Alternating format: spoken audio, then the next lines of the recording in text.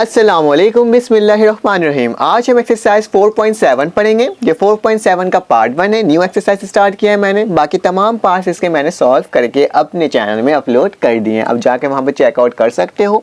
और हमने remainder theorem पढ़ा था इससे पहले, ये भी कुछ उसी तरह का ही है, बस थोड़ा सा चेंजेस हैं। हम देखते हैं किस तरह से होगा, लेकिन बहुत आसान है। ठीक है, तो अगर आपने अभी तक मेरे चैनल को लाइक नहीं किया है, सब्सक्राइब नहीं किया है, तो प्लीज़ जाएँ सब्सक्राइब करें, लाइक करें, ताकि मैं आपके लिए वीडियो अपलोड करते रहूँ। ठीक है, तो क्या लिखा है चैप्टर नंबर 4 है फैक्टराइजेशन, एक्सरसाइज 4.7 न्यू बुक है। तो क्या लिखा है, सवाल में लिखा हुआ है, क्वेश्चन नंबर 1 है हमारे पास, by using the synthetic division method to divide the flowing polynomial and also find their quotient and reminder. हमें क्या निकालना है, रिमाइंडर और क्वोशिएंट इक्वेशन टाइप का एक होता है, उसे निकालना है किसकी मदद से, सिंथेटिक डिवीजन की मदद से। सिंथेटिक डिवीजन किस तरह से करते हैं, क्या प्रोसीजर है, तमाम चीज़ें मैं आपको बताऊंगा। साथ साथ करते हैं, कोई मुश्किल नहीं है। देखने में सवाल बहुत मुश्किल सा लग रहा है, लेकिन है जवाब इसका बहुत आसान। चलें इसको सॉल्व करते हैं, देखते हैं। तो सबसे पहले बेटा क्या करना है, सोल्यूशन लिखना है। और सोल्यूशन लिखने के बाद जो सवाल आपके पास लिखा हुआ है, बल्कि एक काम करते हैं, सोल्यूशन नहीं लिखते हैं, बल्कि हम गिवन से स्टार्ट करते हैं कि हमें सवाल में क्या क्या चीज़ें दी हुई हैं। ठीक है, फिर देन हम उसका सोल्यूशन करेंगे। तो हम क्या करते हैं, सबसे पहले हमने गिवन लिख लिया कि हमें सवाल में क्या क्या चीज़ मौजूद है। हमारे पास मौजूद है पी ऑफ एक्स, मतलब function of x. P of x का मतलब होता है फंक्शन ऑफ एक्स। हमारे पास क्या दिया हुआ है, एक इक्वेशन दी हुई है, उसे हम लिख लेते हैं। यहाँ पे सवाल जैसे लिखा हुआ है, P of x function of x बराबर है x cube minus x square plus x minus 1 के। ठीक है, ये एक्सप्रेशन को मैंने सेम टू सेम वैसे ही लिख दिया। ठीक है, इक्वेशन को। फिर क्या करना है आपने, सेकंड स्टेप आपने करना है, जो आप जिससे डिवाइड हो रहा है, कौन सा डिवाइड हो रहा है, x माइनस 1। बेसिकली इसे क्या कहते हैं, हम इसे क्वोशिएंट कहते हैं, और ये जो हमारे पास वैल्यू होती है ना, ये उसका डिवीज़र होता है। ठीक है, डिवाइज़र होता है। तो हम क्या करेंगे, इसकी वैल्यू को लिखेंगे इसके नीचे। ठीक है, स्टेप बाय स्टेप काम करवा रहा हूँ। इस सवाल को मैंने वापसी लिख दिया। सेकंड हमें क्या दिया हुआ है, वैल्यू गिवन में ये चीज़ दी हुई है, तो मैं क्या लेता हूँ, x माइनस 1 हमें वैल्यू दी हुई, जिसको मैं इक्वल टू लूँगा 0 के, क्योंकि मुझे x की वैल्यू निकालनी है। x की वैल्यू निकालूंगा तभी इसको मैं किसके बराबर दूंगा, 0 के बराबर दूंगा। ठीक है, तो मैंने क्या कर लेना है, x की वैल्यू क्या आ जाएगी बेटा, x की वैल्यू हमारे पास आएगी -1, इक्वल टू के बाद जाएगा तो +1 आ जाएगा। ठीक है, तो ये जो 1 जो आई है वैल्यू x की है, हमारी डिवाइज़र है, और ये जो है क्वोशिएंट है। ठीक है, अब इसको सॉल्व करता हूँ, किस तरह से सॉल्व होगा, with the help of synthetic division method. ठीक है, तो आपने क्या करना है बेटा, ये गिवन का काम हमने कर लिया। गिवन के काम करने के बाद हम डायरेक्ट लिखेंगे सोल्यूशन। ठीक है, क्योंकि सोल्यूशन तो हमने लिखा ही नहीं था। सोल्यूशन किस तरह से होगा वो बताता हूँ, बहुत आसान है, कोई मुश्किल नहीं है। यहाँ जगह नहीं है तो मैं यहाँ पे करके दिखाता हूँ, बल्कि यहाँ पे करके दिखा देता हूँ ताकि आपको आराम से सही से दिख सके। ठीक है, तो आज मैं करके दिखाता हूँ आपको। ये सोल्यूशन का काम मैं यहाँ पे कर रहा हूँ। सबसे पहले आपको सिंथेटिक डिवीजन करने के लिए आपको मालूम होना चाहिए उसको करने का तरीका क्या होता है। इस तरह का एक हमारे पास लाइन खींचते हैं वर्टिकल, और एक इस तरह से एक लाइन यूं कर खींच देते हैं। ठीक है, सिंथेटिक डिवीजन का ये मेथड है। ठीक है, इतना नीचे जाएगा नहीं फिलहाल। ठीक है, अब आपने क्या करना होता है, आपकी जो वैल्यू आई है, ठीक है, ऐसा लाइन खींचने के बाद आपके पास जो वैल्यू आई है, कौन सी वैल्यू आई है, x की 1, डिवाइज़र की जो वैल्यू आई है क्या ये 1, तो एज इट इज़ वो हम कहाँ लिख देंगे, यहाँ लिख देंगे। ठीक है, जो डिवाइज़र की जो वैल्यू आई है उसको कहाँ लिख देंगे, यहाँ पर लिख देंगे। ठीक है, अब फिर आपको क्या करना है, यहाँ पे वैल्यूज़ कुछ लिखनी है। तो वो वैल्यूज़ कहाँ से आएगी, वो यहाँ से आएगी जो आपके पास सवाल था। लेकिन हमें वेरिएबल साथ नहीं लिखना, सिर्फ और सिर्फ कोफिशिएंट लिखना है। कोफिशिएंट मतलब वेरिएबल के आगे जो नंबर होता है सिर्फ उसे लिखना है, प्लस साइन के साथ। किसके साथ, साइन के साथ। अगर पॉजिटिव है तो पॉजिटिव में लिखना है, नेगेटिव है तो नेगेटिव में लिखना है। ठीक है, तो हमारे पास ये जो वैल्यूज़ है, कौन कौन सी वैल्यू है, x के क्यूब है, लेकिन यहाँ पे क्या छुपा हुआ है बेटा, यहाँ पे 1 छुपा हुआ है, तो मैं यहाँ क्या लिख दूंगा, 1। पॉजिटिव 1 था तो पॉजिटिव 1 लिख दिया। ये एक्स स्क्वायर है, उसके सामने कौन सा नंबर छुपा हुआ है, 1। अगर यहाँ पे कोई नंबर लिखा हुआ तो हम एज इट इज़ वो नंबर लिख देते हैं, लेकिन यहाँ पे कोई लिखा हुआ नहीं है वेरिएबल के साथ, तो हमने डायरेक्ट ही मतलब 1 लिखना है। तो -1 है, यहाँ 1 है, साइन के साथ लिखना है, तो हमारे पास कौन सा 1 है, -1 है। बच्चों को ये हमेशा कन्फ्यूजन होती है, समझते हैं साइन ये वाली होती है, नहीं, जो भी वेरिएबल होता है उसके सामने वाले जो अल्फाज होते हैं ना वो उसकी साइन होती है। ठीक है, तो ये -1 हो गया। फिर हमारे पास ये वाली आ गई, ये वाली कौन सी है बेटा, +1, तो मैं क्या लिख दूंगा, यहाँ पे 1 लिख दूंगा, प्लस निशान डालने की जरूरत नहीं होती। और आखिरी में तो नंबर ही लिखा हुआ है, और -1 लिखा हुआ है, तो हम क्या करेंगे बेटा, -1 लिख देंगे, सेम टू सेम। ठीक है, यहाँ तक यकीनन आपको कोई मुश्किल नहीं आई होगी, क्योंकि मैंने बिल्कुल तरीके से और आराम से बताया है आपको कि किस तरह से नंबर्स आ रहे हैं। फिर से बता देता हूँ, सबसे पहले मैंने x लिखा, x की वैल्यू निकाली, क्या आई 1 आ गई, ठीक है। फिर मैंने सोल्यूशन लिखा, सोल्यूशन लिखने के बाद मुझे डिवाइज़र की वैल्यू लिखनी थी, तो डिवाइज़र की वैल्यू क्या होती है, जो x की वैल्यू होती है, तो मैंने यहाँ लिख दिया। फिर इसके बाद हमें कोशिएंट की वैल्यू लिखनी थी, तो वो क्या है, x का क्यूब, तो यहाँ पे 1 छुपा हुआ था, 1 लिख दिया। इसके आगे 1 छुपा हुआ है लेकिन माइनस के साथ है, तो -1 लिख दिया। फिर इसके बाद x के आगे +1 है तो मैंने 1 लिख दिया, और फिर -1 है तो मैंने -1 लिख दिया। अब क्या करना है, ये बहुत अहम चीज़ है बहुत आसान सा लेकिन है बहुत अहम चीज़। क्या है, सबसे पहले जो आपके पास नंबर लिखा हुआ होगा ना, उसे एज इट इज़ आपने नीचे लिख देना, चाहे यहाँ पे कोई भी नंबर हो। 2 होता तो मैं 2 लिख देता, 3 होता तो मैं 3 लिख देता, ठीक है। तो फर्स्ट नंबर हमारे पास सेम टू सेम वैसे ही आ जाएगा, कोई चेंजेस उसमें नहीं होगी। अब क्या करना होता है बेटा, अब जो डिवाइज़र होता है वो मल्टीप्लाई होता है इस वाले नंबर के साथ। जो भी नंबर नीचे आती है उसको डिवाइड करते हैं और वो कहाँ चले जाती है, वो नंबर ऊपर चले जाती है। कैसे, 1 1 ज़ा 1, तो मैं क्या लिख दूँगा, यहाँ पे 1 लिख दूँगा। 1 को मल्टीप्लाई करा 1 से तो हमारे पास 1 आया, तो 1 कहाँ लिख दिया मैंने, ऊपर लिख दिया, ठीक है। अब क्या करना, ये मैंने एरो इसलिए बनाया ताकि आपको समझ में आए, अदरवाइज इसको एरो बनाने की ज़रूरत नहीं है। ये समझाने के लिए मैंने कहा है कि 1 से 1 मल्टीप्लाई हुआ तो ऊपर क्या आ गया, 1 आ गया। अब क्या करना होता है, बेसिकली हमें प्लस माइनस करना होता है, जो वैल्यू लिखी हुई होती है उसे हमें प्लस करनी होती है, ठीक है। तो -1 है +1 है, कितना बचा, 1 में से 1 गया, कितना बच गया, 0 बच गया, तो मैं क्या लिख दूँगा, 0, ठीक है। हमने पहले मल्टीप्लाई करा था इस वाले नंबर से, अब हम मल्टीप्लाई किससे करेंगे बेटा, 1 को इस वाले नंबर से, मैंने मार्कर चेंज कर दिया, इसको इससे मल्टीप्लाई करेंगे, फिर जो आंसर आएगा वो कहाँ लिखा जाएगा, यहाँ लिखा जाएगा। तो क्या आ रहा है, 1 को जब हमने 0 से मल्टीप्लाई करा तो क्या आ गया, 1 0 ज़ा 0, तो 1 में 0 प्लस करो तो कितना आएगा, 1 बचेगा, ठीक है। यहाँ तक कोई मसला नहीं हुई है। इन दोनों वैल्यू को क्या करते हैं बेटा, इन दोनों वैल्यू को प्लस करते हैं, ठीक है। चाहे जो भी साइन हो, प्लस हो रहा होगा तो हम प्लस कर देंगे, माइनस हो रहा होगा तो हम माइनस कर देंगे, ठीक है। इसमें बेसिकली प्लस होकर ही माइनस हो रहा था, तभी 0 आया, ठीक है। अब क्या करना है बेटा, ये समझाने के लिए बनाया है, ठीक है। अब क्या करना है, हमने पहले इसको इससे मल्टीप्लाई करा, इससे मल्टीप्लाई करा, लास्ट वाली वैल्यू आ गई, इसको कर लेते हैं। 1 को जब हम 1 से मल्टीप्लाई करेंगे तो हमारे पास फिर क्या आ जाएगा, 1 आ जाएगा, और आखिरी में आगे कोई वैल्यू नहीं है तो आप इसको यूं करके लिखते हो, और वो होता है आपका, यहाँ पे जो भी वैल्यू आएगी वो आपकी क्या होगी, रिमाइंडर होगी। तो 1 में से 1 गया तो हमारे पास क्या बचा, 0, तो मतलब ये जो 0 वैल्यू है वो कौन सी वैल्यू है, रिमाइंडर की वैल्यू है, ठीक है। याद रखना, जो आखिरी में जो भी वैल्यू आती है वो रिमाइंडर होता है, और यहाँ पे जो भी वैल्यू आएगी वो कोफिशिएंट होगा, ठीक है। तो मैं आपको बता देता हूँ, आपके सवाल में रिमाइंडर को शो करते हैं हम r से, ठीक है। तो r की वैल्यू क्या आई है हमारे पास, 0, रिमाइंडर हमारे पास 0 आया है, और आपका कोशिएंट जो होता है ना उसको हम शो करते हैं q ऑफ x से, किससे, q ऑफ x। x कौन सी वैल्यू है, जो आपके वेरिएबल दिए होता है। अगर y होता तो q ऑफ y लिख देता, अगर s होता तो q ऑफ s लिख देता। फिलहाल यहाँ पे x है तो मैंने q ऑफ x लिख दिया। अब आपको एक चीज़ जहन में रखना है, हमारे पास कितने टर्म्स आ रहे हैं, 1 2 3, ठीक है। तो पहली टर्म कौन सी होगी, x², दूसरी x, और तीसरी कांस्टेंट। अगर हमारे पास यही वैल्यू 4 दफ़ा आती तो पहली टर्म कौन सी होती, x³, दूसरी टर्म होती x², तीसरी टर्म होती x, और आखिरी वाली टर्म होती कांस्टेंट। मतलब आपको एज अ क्वाड्रेटिक इक्वेशन के तौर पर लिखना है। तो हमारे पास पहली टर्म कौन सी होगी बेटा, x², दूसरी टर्म हमारे पास कौन सी होगी, x, और तीसरी टर्म कौन सी होगी हमारे पास, कांस्टेंट, ठीक है। कोई भी कांस्टेंट नंबर, तो हम देख लेते हैं। पहली टर्म हमारे पास क्या है, x² होता है, स्क्वायर के साथ कौन सा कोफिशिएंट लग जाएगा, 1, ठीक है। 1 लगाने की ज़रूरत नहीं होती, सिर्फ समझाने के लिए बता रहा हूँ। इसके फिर हमने जो सा साइन इसके बराबर में होगा वो लिखेंगे। कोई साइन नहीं लगा हुआ तो मतलब कौन सा निशान है, प्लस का निशान है। जब कोई साइन नहीं होता तो हम प्लस लिख देते हैं। फिर क्या लिखा हुआ है, 0, तो हम क्या लिख देते हैं, 0 लिख देते हैं। ये समझाने के लिए कर रहा हूँ। इसके आगे भी कोई निशान नहीं है, मतलब प्लस का निशान है, प्लस लिख दिया। कांस्टेंट की जगह क्या आ जाएगा, c की जगह 1। तो हमारे पास बच क्या आ रहा है बेटा, 1 के साथ x लगाने की ज़रूरत नहीं, मतलब 1 लगाने की ज़रूरत नहीं होती। तो हमारे पास क्या बचेगा बेटा, x² बच जाएगा।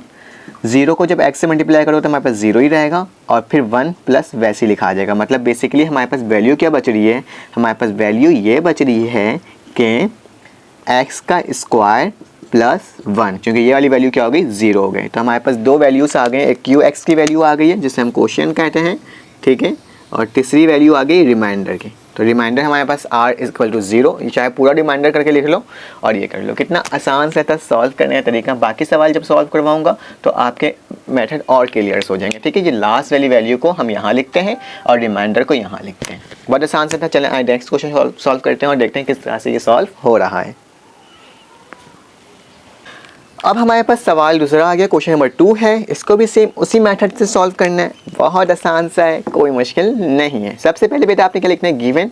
गिवन में वो चीज़ें लिख दोगे जो आपके पास सवाल में मौजूद है। तो हमारे पास सवाल में क्या मौजूद है बेटा, पी ऑफ एक्स बराबर है किसके, x cube minus x square minus x minus 1 के। ठीक है, ये वैल्यू एज इट इज़ मैंने वहीं पर लिख दी। अब क्या करना है बेटा, जो डिवाइज़र होता है उसकी वैल्यू मतलब निकालते हैं। तो हमारे पास क्या दिए हुए है, वैल्यू दी हुई है। मैं मार्कर चेंज करके बता देता हूँ ताकि आपको सही से दिखे। क्या लिखा हुआ बेटा, x प्लस 1। तो मैं क्या लिखता हूँ, x प्लस 1 लिख दिया, जिसको मैं इक्वल करूँगा 0 के बराबर। ठीक है, क्योंकि मुझे x की वैल्यू निकालनी है। तो x की वैल्यू क्या आ जाएगी, +1 है, वहाँ जाके चले जाएगा तो -1। तो x की वैल्यू क्या आ गई हमारे पास, -1। ठीक है, तो ये x की वैल्यू हमारी निकल गई है, मतलब डिवाइज़र की वैल्यू निकल गई है। निकलने के फ़ौरन बाद हम क्या करते हैं बेटा, सोल्यूशन लिखते हैं। सोल्यूशन लिखने के बाद आपने क्या करना होता है बेटा, यहाँ पे वो इंटरफेस बनाना होता है जिसमें हम सिंथेटिक डिवीजन के मेथड को अप्लाई करते हैं। ठीक है, कितना आसान सा था, नाम इतना मुश्किल है लेकिन काम कितना आसान सा है। ठीक है, आपने इस तरह से बनाना है और इस तरह से यूँ कर लेना है। ठीक है, फिर आपके पास वैल्यू जो होती है, यहाँ पे कौन सी वैल्यू आती है, यहाँ पे वो वैल्यू आती है जो x की आती है, डिवाइज़र की वैल्यू। तो हमारे पास क्या है, इस दफ़ा -1 आया तो हम एज इट इज़ -1 को वैसे ही लिख देंगे। और फिर इसके साथ साथ जो ये वाली वैल्यू होती है उसको हम कहाँ लिखते हैं, यहाँ लिखते हैं। तो बताओ मुझे कौन सी वैल्यू आ रही है, 1 यहाँ पे छुपा हुआ है तो यहाँ पे आ जाएगा 1, फिर यहाँ पे भी 1 छुपा हुआ है तो -1 आ जाएगा। ठीक है, तो मैं -1 लिख देता हूँ, फिर -1 आ जाएगा, फिर मैं -1 लिख देता हूँ और आखिरी में -1 ही लिखा हुआ है तो मैं -1 ही लिख देता हूँ। ठीक है, मतलब सेम टू सेम हमारे पास वही चीज़ आ गया है। अब क्या करना है बेटा, अब आपने सिंपली जो मैंने आपको मेथड बताया था उसके अकॉर्डिंग आपको सॉल्व करना है। क्या सबसे पहला काम क्या होता है, ये जो होता है एज इट इज़ हम क्या करते हैं, नीचे वैसे ही लिख देते हैं। एक बार फिर से समझाने के लिए मैं ये एरो का इस्तेमाल कर रहा हूँ, अदरवाइज़ बाद में मैं नहीं करूँगा। ठीक है, तो ये 1 को हमने जब 1 से मल्टीप्लाई कर, 1 को हम डायरेक्ट सिंपल 1 लिख देंगे। फिर क्या करते हैं बेटा, ये वाली टर्म जो होती है इसको हम मल्टीप्लिकेशन परफॉर्म करते हैं। किससे, इसको इससे मल्टीप्लाई करेंगे, इसका जो आंसर आएगा वो यहाँ लिखा जाएगा। मतलब -1 जब 1 से मल्टीप्लाई होगा, पहले 1 1 से क्या होता है, 1 होता है, लेकिन माइनस प्लस माइनस तो माइनस का 1 हो जाएगा। तो हमारे पास वैल्यू क्या बच रही है बेटा, माइनस माइनस है, दोनों को प्लस करना है। तो हमारे पास क्या आ जाएगा, माइनस के निशान के साथ 2 आ जाएगा, क्योंकि माइनस माइनस बेसिकली तो माइनस प्लस होगा, लेकिन निशान कौन सा होगा, माइनस का होगा। ठीक है, तो मैंने ये लिख दिया। अब क्या करोगे बेटा, अब इसी वाली टर्म को इस 2 से मल्टीप्लाई करोगे और इसका जो आंसर आएगा उसको यहाँ लिख दोगे। तो माइनस माइनस क्या हो जाता है, यहाँ पे आंसर जो भी आएगा वो किस में आएगा, प्लस में आएगा। तो 1 2 ज़ा 2, तो ये प्लस लिखने की ज़रूरत नहीं होती है, बस आप डायरेक्ट 2 लिख सकते हो। ठीक है, 1 2 ज़ा 2, माइनस माइनस प्लस हो गया। तो 1 में से 2 गया तो हमारे पास क्या बच गया बेटा, जाहिर सी बात है प्लस का 1 ही बचेगा। 2 में से 1 गया तो 1 बचा। ठीक है, फिर -1 फिर से मल्टीप्लाई हो रहा है, -1 1 ज़ा 1 आएगा, लेकिन कौन सा आएगा, माइनस प्लस माइनस का। और यहाँ जो वैल्यू बचेगी वो क्या होगी बेटा, आपकी रिमाइंडर होगा। ठीक है, तो आ जाओ देखते हैं रिमाइंडर में क्या बच रहा है हमारे पास। माइनस माइनस माइनस होगा लेकिन लिखाएगा प्लस में, तो -2 हो गया। तो रिमाइंडर हमारे पास क्या आ गया बेटा, रिमाइंडर हमारे पास आ गया -2। ठीक है, यहाँ पे लिख भी सकते हैं और सिंपल सा जैसे मैंने आपको लास्ट टाइम बताया था उसी तरह से करना है इसको। तो हम क्या लिख सकते हैं, रिमाइंडर की वैल्यू क्या आई है, रिमाइंडर की वैल्यू हमारे पास आई है -2। ठीक है, आप पूरा भी लिख सकते हो या फिर r लिख सकते हो। और मैंने बताया था क्वेश्चन को किस तरह से लिखते हैं, q ऑफ x करके लिखते हैं। और इसकी वैल्यू क्या आ रही है बेटा, 1 2 3 है, मतलब स्क्वायर से ही स्टार्ट होगा। x का स्क्वायर, माइनस का निशान है, माइनस लिख दूंगा, 2x और +1। ठीक है, समझ में आया क्या करना मैंने। 1 को जब x स्क्वायर से मल्टीप्लाई करता है x स्क्वायर ही आता है, फिर माइनस है तो माइनस लिखा, 2 को जब x से मल्टीप्लाई करेंगे 2 आएगा और +1 वैसे ही लिखा जाएगा। कितना आसान सा था। ठीक है, इस चीज़ को मत भूलना, अगर 3 टर्म है तो स्क्वायर से स्टार्ट होगा, अगर 4 है तो क्यूब से, अगर 5 है तो x 4 से स्टार्ट होगा, 3 है तो हम किससे स्टार्ट करते हैं, स्क्वायर से स्टार्ट करते हैं। ठीक है, इस चीज़ को हमेशा नहीं भूलना। ठीक है, आज इसका नेक्स्ट क्वेश्चन सॉल्व करते हैं और देखते हैं किस तरह से सॉल्व हो रहा है। अब हमारे पास क्वेश्चन नंबर 3 आ गया। ये भी बहुत आसान है, कोई मुश्किल इसमें है ही नहीं। क्या करना है, उसी तरह से सॉल्व करना है और देखते हैं किस तरह से सॉल्व हो रहा है। आपने तो इससे पहले इतना आसान और इजी क्वेश्चन शायद करा ही नहीं होगा, बाकी जो क्वेश्चंस किए उससे तो कंपैरिजन में ये सारे क्वेश्चंस क्या हैं बहुत आसान है और सिंपल तरीके से हो जा रहा है। लेकिन बहुत सारे बच्चों से ये क्वेश्चन नहीं हो रहा होता था कि किस तरह से करते हैं, तो इंशाल्लाह मैंने इस तरह से समझाया कि आपको समझ में आ गया होगा। तो चलें आए इस क्वेश्चन को हम लिखते हैं। तो हमारे पास क्या करते हैं, सबसे पहले हम क्या लिखते हैं बेटा, गिवन लिखते हैं। तो मैं क्या लिखूंगा यहाँ पे, गिवन लिख दूंगा और गिवन लिखने के बाद जो सवाल लिखा हुआ उसको वापसी लिख दूंगा। पी ऑफ एक्स किसके बराबर है, -6x का स्क्वायर प्लस 11x -6, और एक और वैल्यू कौन सी होती है हमारे पास, ये वाली वैल्यू होती है जो डिवाइजर की होती है, जिससे हम x की वैल्यू निकालते हैं। तो x + 2, ठीक है, क्या है हमारे पास x + 2 में एक बार देख लो तो मैंने सवाल सही लिखा है कि नहीं लिखा है, जी बिल्कुल सही लिखा है। x + 2 किसके बराबर हो गया, 0 के, और x की वैल्यू क्या हो जाएगी, -2 हो जाएगी, प्लस में तो वहाँ जाके क्या हो गया, -2 हो गया, ठीक है। अब इसके बाद हम लिखते हैं सॉल्यूशन करते हैं। तो सॉल्यूशन लिख लेता हूँ, ठीक है। सॉल्यूशन लिखने के बाद मैं यहाँ पे सॉल्यूशन कर देता हूँ ताकि जगह सही से हो जाए, ठीक है। योगा खींच दिया मैंने, फिर से योगा खींच दिया। मैं आपको तमाम क्वेश्चन इसलिए बता रहा हूँ ताकि आपको कहीं पर भी कोई भी मसला नहीं आए। तो हमारे पास डिवाइज़र के मेथड नंबर क्या आया बेटा, -2 आया है, तो मैं यहाँ पे -2 लिखूँगा और अंदर वाली जो वैल्यू है उससे मैं वैसे ही लिख दूंगा। ये मैंने x³ यहाँ नहीं लिखा है, ठीक है, x³ -6x² + 11x -x, ठीक है। अब आपने क्या करना है बेटा, अंदर वाली वैल्यू को लिखनी है। तो अंदर वाली वैल्यू पहली कौन सी आ रही है, क्यूब वाली टर्म के साथ 1 छुपा हुआ है, तो मैंने 1 लिख दिया। देखो इस दफ़ा ना अलग अलग नंबर्स भी आ रहे हैं, तो मतलब इसके साथ कौन सा नंबर लिखा हुआ है, -6, तो मैं -6 लिखूंगा, 1 नहीं लिख दूंगा क्योंकि यहाँ पे नंबर तो ऑलरेडी लिखा हुआ है ना, जो नंबर लिखा होगा उसको वैसे ही लिख देना है, ठीक है। यहाँ पे क्या आ रहा है, 11 आ रहा है, तो मैं 11 लिख देता हूँ, और फिर आखिरी में क्या आ रहा है, फिर से -6 आ रहा है, तो मैं -6 लिख देता हूँ। अब क्या करना है बेटा, डिवाइजर मेथड अप्लाई करना है, पहली वाली टर्म को वापसी उतार दो, मैंने उतार दिया। अब मैं बाकी एरो नहीं बनाऊंगा, अब डायरेक्ट सॉल्व करूंगा, ठीक है। -2 1 से मल्टीप्लाई हुआ, 2 1 सा 2 आ गया, ठीक है, यहाँ क्या आ गया, 2 आ गया, लेकिन माइनस प्लस माइनस, ये 6 में से 2 प्लस करो तो क्या आ जाएगा, 8 आएगा, लेकिन माइनस का 8 आएगा क्योंकि माइनस का निशान है, ठीक है। फिर हमें क्या करना होता है, फिर ये -2 8 से मल्टीप्लाई होगा, तो देखते हैं क्या आते हैं।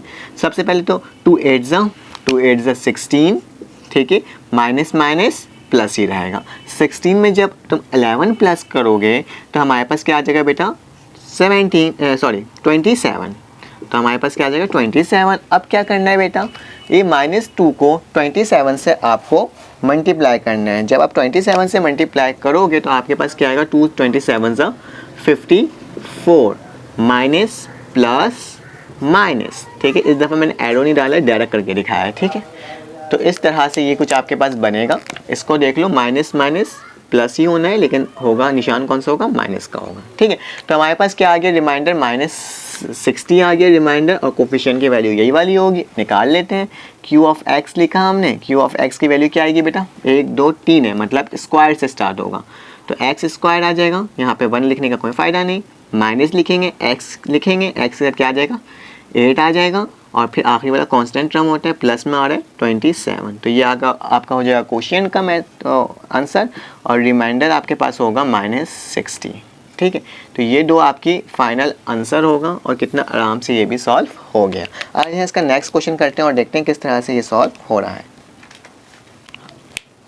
अब बेटा हमारे पास क्वेश्चन नंबर 4 आ गया, ये भी बहुत आसान से वही वैल्यूज़ लिखी हुई है, और सिर्फ क्या किया हुआ है, इसके अंदर प्लस और माइनस का निशान को चेंज किया हुआ है।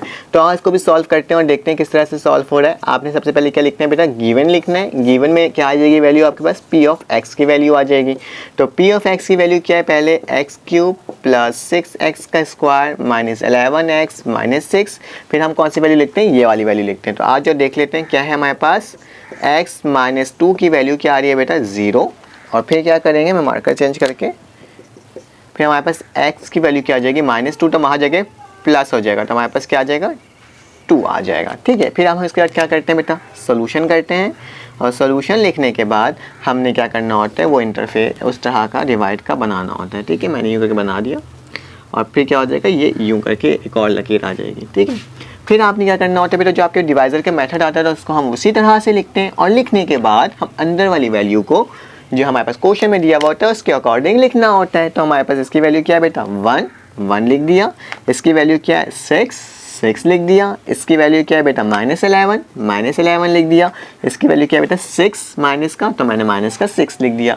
ये वाली वैल्यू एज इट इज नीचे उतर जाती, तो 1 नीचे आ गया, 2 को 1 से मल्टीप्लाई किया तो मेरे पास 2 आया, 6 + 2 हमारे पास 8 होता है, फिर 2 को 8 से मल्टीप्लाई किया तो 2 8 से कितना होता है हमारे पास 16, और 16 में से जब हमारे पास 11 माइनस हो जाता है तो हमारे पास क्या बचता है बेटा, 16 में से 11 गया तो हमारे पास 5 बचा, ठीक है।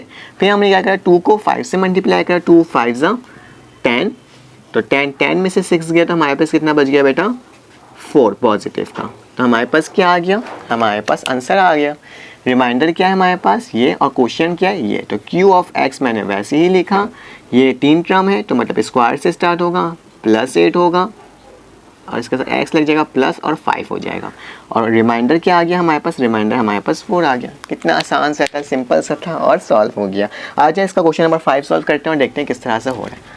अब हमारे पास क्वेश्चन नंबर 5 आ गया। ये थोड़ा सा चेंज क्यों आया, क्योंकि इसमें हमारे पास x4 से स्टार्ट हो रहा है, पहले हमारे पास x³ से स्टार्ट हो रहा था, अब x4 से स्टार्ट हो रहा है, लेकिन कोई मसला नहीं, हम इसे भी सॉल्व बहुत आसानी से कर लेंगे, कोई मसला नहीं आएगा बेटा। चलो आओ करते हैं सॉल्व, किस तरह से ये सॉल्व हो रहा है। तो हमने क्या करना है बेटा, P ऑफ X को वैसे ही लिख देना है गिवन में जा करके, x4 minus x³ plus x² minus x और -1, ये मैंने एज इट इज लिख लिया। फिर क्या करते हैं बेटा, जो हमारे पास डिवाइजर होता है उसको लिखते हैं ना, इसको लिख लेते हैं। तो x + 2 लिखा इक्वल टू 0, तो क्या आ गया x - 2 आ गया, ठीक है। कितना आसानी से हमने ये वाली वैल्यू को भी निकाल ली और हमारे लिए कोई भी मुश्किल पेश नहीं आई। तो क्या करोगे, आपने सोल्यूशन लिखना है, सोल्यूशन लिखने के बाद आपने बेटा उसी तरह का एक इंटरफेस बना लेना है, ठीक है। मैं बार बार इसको इंटरफेस यूज़ कर रहा हूँ क्योंकि मैं एज अ CS का student, as a software engineer, तो हो जाता है,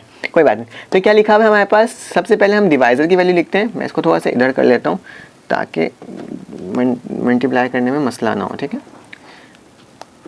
ठीक है।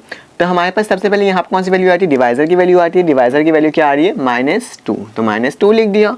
और फिर अंदर कौन सी वैल्यू आएगी, जो हमारे पास यहाँ पे दी हुई, क्या लिखा हुआ है x4, तो मतलब यहाँ क्या छुपा हुआ है 1। फिर यहाँ पे क्या छुपा हुआ है -1, क्योंकि माइनस का निशान है। फिर यहाँ पे क्या छुपा हुआ है +1।